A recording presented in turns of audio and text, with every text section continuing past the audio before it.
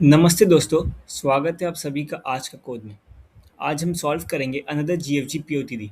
तो प्रॉब्लम का नाम है मैक्स अमाउंट बाय सेलिंग के टिकट्स। तो इस प्रॉब्लम की जो डिफ़िकल्टी लेवल है वो मीडियम है। तो आइए प्रॉब्लम को पढ़ते हैं और समझते हैं।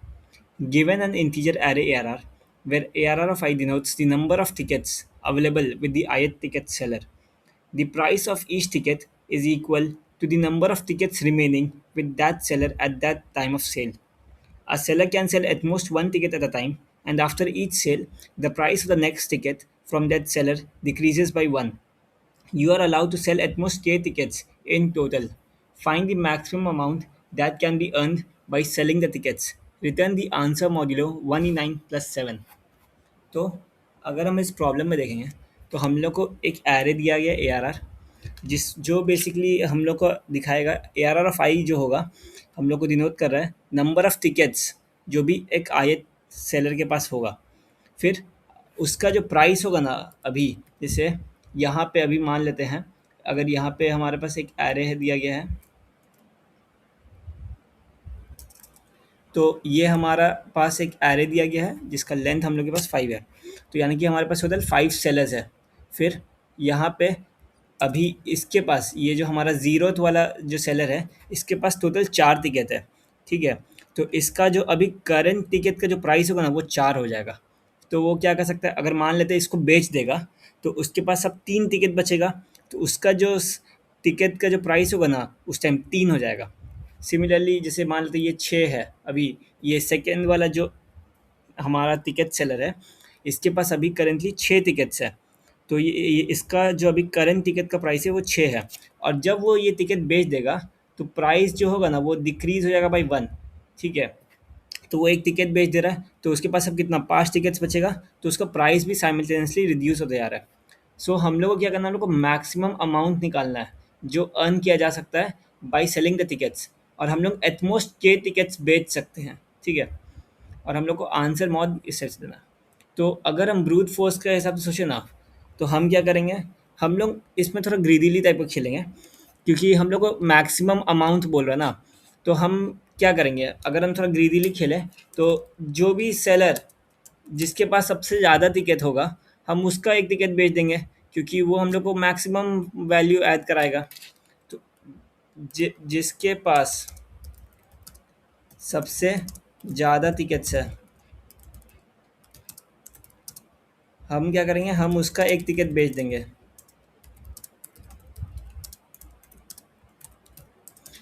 क्योंकि वो क्या करेगा, हम लोग को मैक्सिमम वैल्यू देगा। जैसे कि अगर हम इस एग्जांपल पे अभी देखते हैं, ठीक है, तो हमारे पास अभी जो है क्या, हम लोग को एटमोस्ट हम लोग को 3 टिकट बेचना है, ठीक है। तो अभी यहाँ पे आप देखेंगे, यहाँ पे सबसे मैक्सिमम क्या है, हमारे पास 6 है।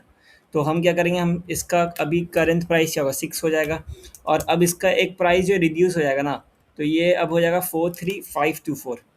अभी भी आप देखेंगे तो इस एरे में अब हमारा 5 ही मैक्सिमम है।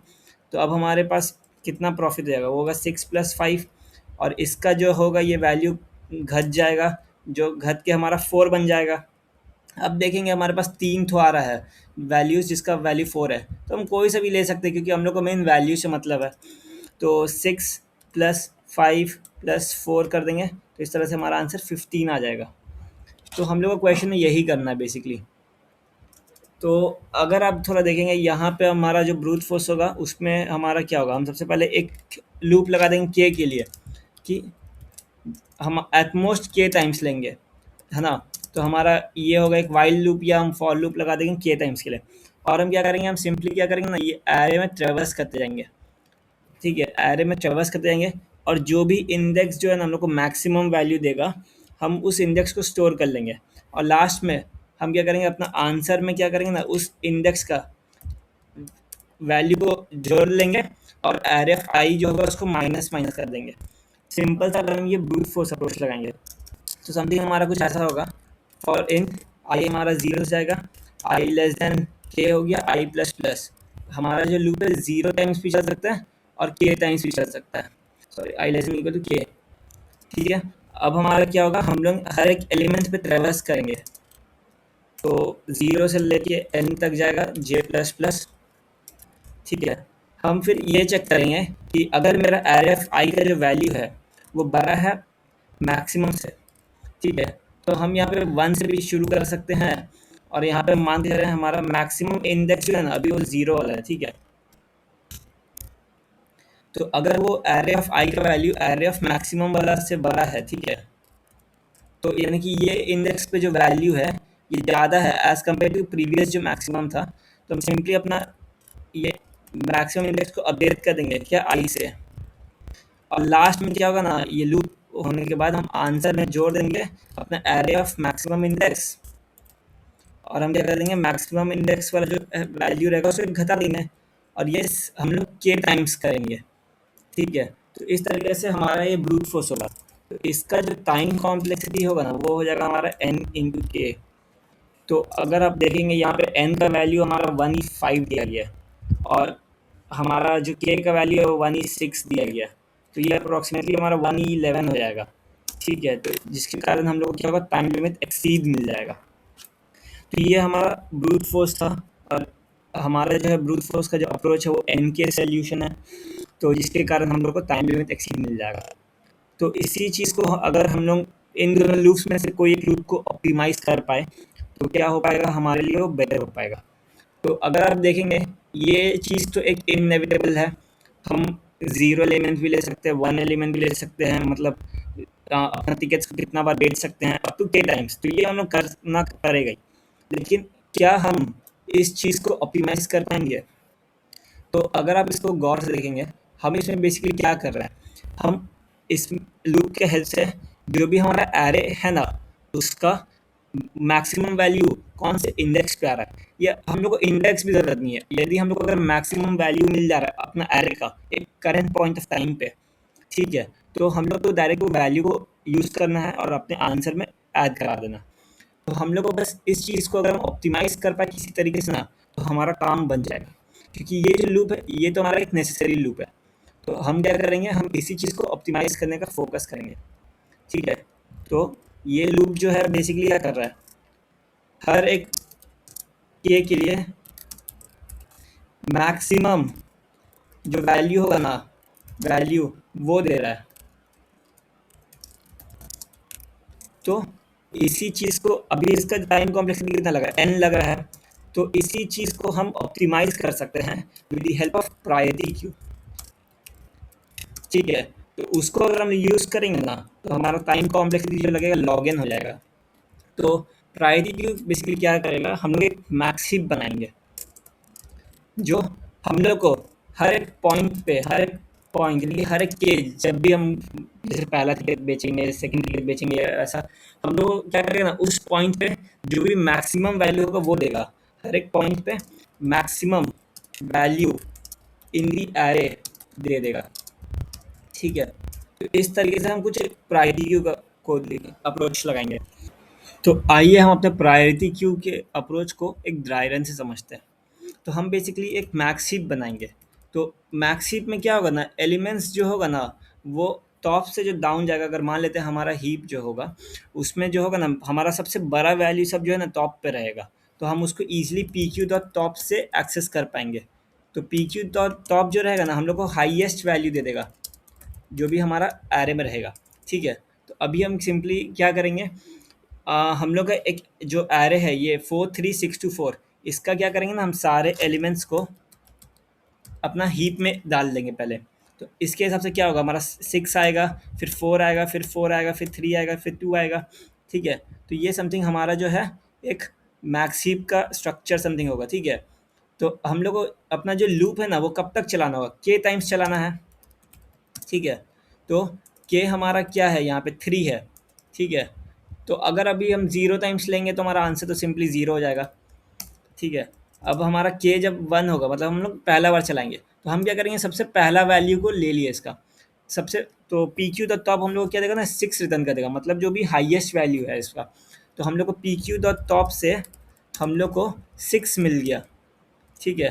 तो हम सिंपली आंसर में 6 जोड़ देंगे, ठीक है। ये एक हुआ, और अब हम क्या करेंगे, अब ये जो वैल्यू 6 है ना ये चेंज होके 5 होगा, तो हम क्या करेंगे सिंपली मतलब पी क्यू डॉट पॉप मार देंगे, तो ये जो टॉप वैल्यू है वो हट जाएगा, और हम सिंपली उसके जगह हम पुश करेंगे। जैसे मान लेते हैं ये पी क्यू द टॉप हमारा एक्स में स्टोर कर दिया एक जगह, तो हम सिंपली एक्स माइनस वन को पुश कर देंगे अपना पी क्यू में, प्रायोरिटी क्यू में।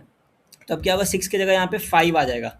फिर सिमिलरली जब हमारा दूसरा बार के लिए जाएंगे तो हमारा देखिए 5 हमारा टॉप वैल्यू आ गया, तो हम सिंपली इसमें फिर 5 को जोड़ देंगे और फिर 5 को हटा के हम 5 से एक कम 4 को ऐड करिए, और फिर हम फिर से तीसरा बार जब चलेगा तो 4 को ले लेगा। ठीक है, तो फिर अब ये 3 हो गया, तो अब ये फाइनली इधर आके इंसर्ट होगा। तो इस तरीके से हमारा कुछ होगा, आर्किटेक्चर बन रहा है। तो यही अप्रोच हमारा प्रायोरिटी क्यू का है, जो हमारा हम एक मैक्स हीप बनाएंगे जिसका हेल्प से क्या होगा, हम लोग को हर एक पॉइंट पे हर एक के लिए जो मैक्सिमम वैल्यू होगा ना एक एरे में, वो हम लोग को लॉग एन टाइम्स में मिल जाएगा। ठीक है, तो यही सब चीज़ के हेल्प से हम प्रायोरिटी क्यू यूज़ करेंगे। तो आइए इसका कोड पे हम कर चलते हैं। तो सबसे पहले हम एक मैक्स हीप को डिफाइन कर लेते हैं, priority queue int P Q. ठीक है, हम क्या करेंगे, अभी जो भी करंट एलिमेंट्स है ना अपना एरे में, उसको पुश कर देंगे अपना प्रायोरिटी क्यू में। तो अभी क्या होगा, इसके हिसाब से हमारा यहाँ पे 6 चल जाएगा, 4 चल जाएगा, 4 चल गया, फिर 3, फिर 2। अब हम सिंपली एक वाइल लूप, एक अपना एक मॉड वेरिएबल बना लेते हैं, क्योंकि क्वेश्चन में बोला गया है मॉड करके देना आंसर। एक अपना आंसर वेरिएबल बना लेते हैं। ठीक है, अब हम सिंपल सा एक वाइल लूप लगाएंगे के माइनस माइनस तक। ठीक है, हम अपना एक्स में एक स्टोर कर लेते हैं जो भी हमारा पी क्यू डॉट टॉप है, और उसको हम पॉप कर दिए। ठीक है, और अपना आंसर में उसको जोड़ लेंगे with the help of mod, answer plus x mod mod. ठीक है, अगर मेरा अब एक चीज़ देखिए, हमने ये बोला कि ये x जो है ना, x जब आएगा तो हम क्या करेंगे, x से जो भी बड़ा x से एक कम वैल्यू हम लोग को पुश करना होगा।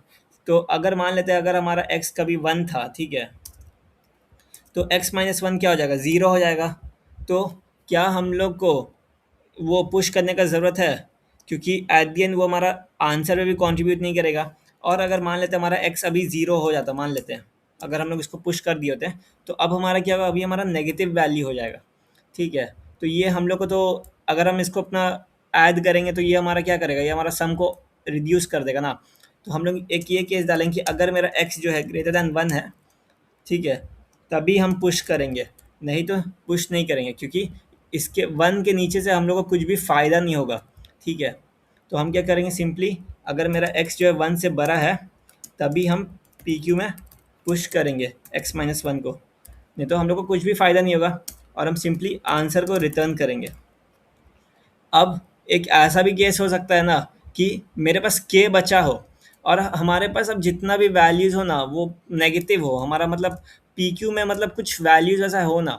ठीक है, तो जैसे हमारा पी क्यू के, जैसे मान लेते हैं हमारे पास, अभी जैसे मान लेते हैं हमारे पास के का वैल्यू 10 है। ठीक है, सॉरी, हम लोग को एक एरे दिया गया जिसका वैल्यू 10 है और हमारा के 48 है। ठीक है, तो हम इसमें क्या करेंगे, हम लोग 48 टाइम्स तक ले सकते हैं, लेकिन ये ज़रूरी नहीं ना कि हम 48 टाइम्स ही ले, क्योंकि अगर आप देखेंगे हम पहला बार 10 लिए, फिर 9 लिए, फिर 8, फिर 7, फिर 6, 5, 4, 3, 2, 1, इस टाइप से लेंगे। फिर हम लोग तो पुश ही नहीं करें 0, तो हमारा क्या होगा, प्रायोरिटी क्यू तो ख़त्म हो जाएगा। तो इस तरीके से हमारा ये जो ये वाला स्टेटमेंट होगा पी क्यू द टॉप वाला, ये हम लोग को एरर रेस कर सकता है, क्योंकि हम लोग पूरा के टाइम्स कभी ले भी नहीं पाएंगे। ऐसा भी तो बहुत बार केस हो सकता है ना। तो हमारा एक और कंडीशन होगा कि पी क्यू एम्प्टी नहीं होना चाहिए। अगर पी क्यू एम्प्टी हो गया मीन्स हमारे पास अब कोई उसमें वैलिड पॉजिटिव नंबर नहीं है। ठीक है, तो इस तरीके से हमारा कुछ कोड हुआ। अब हम इसको रन किए तो हमारा सैम्पल केस जो है पास हो गया, और अगर अब हम कोड को सबमिट करेंगे तो हमारा जो कोड है वो एक्सेप्ट हो चुका है। तो हम लोग क्या यहाँ पे प्रायोरिटी क्यू यूज़ कर रहे हैं, तो यहाँ पे जो इसको प्रायोरिटी क्यू का कोई भी ऑपरेशन पुश पॉप करने में हम लोग को लॉग एन टाइम्स लगेगा, क्योंकि इसका max to max size n होगा, और हम लोग ये के एक लूप लगा रहे हैं, तो ये तो बेसिकली मिनिमम वाला यहाँ पे आएगा। और लेकिन हम लोग यहाँ पे पुश कर रहे हैं, तो जिसके कारण हमारा हो जाएगा log n times, n log n होगा, क्योंकि हम एक लूप लगा रहे हैं और हम पुश भी कर रहे हैं ना। तो इस टाइप से हमारा कोड होगा। तो अगर आपको ये वीडियो हेल्पफुल लगी हो तो वीडियो को लाइक कीजिएगा, चैनल को सब्सक्राइब कीजिएगा, और अगर आपको कुछ भी डाउट्स होगा तो आप कमेंट सेक्शन में पूछ सकते हैं। मिलते हैं कल एक और GFG POD के साथ। तब तक के लिए कोच से ज़्यादा सोच समझो।